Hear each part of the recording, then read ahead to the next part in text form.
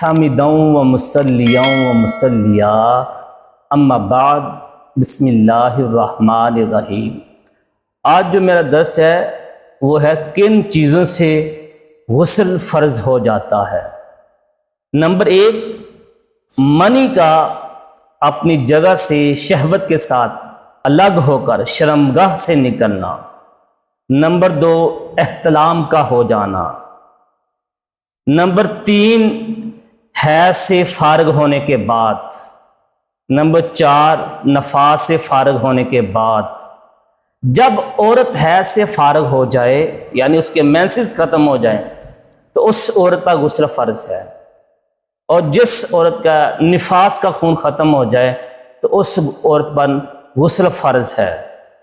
Number 5، مرد کے آلہ کا سر عورت کی شرمگاہ میں صرف داخل ہو جائے، اگر خواہش سے نہ ہو، منی بھی نہ نکلے تو دونوں پر غسل فرض ہے، عورت پر بھی غسل فرض ہے اور مرد پر بھی غسل فرض ہے، بے شک منی نکلے یا نہ نکلے۔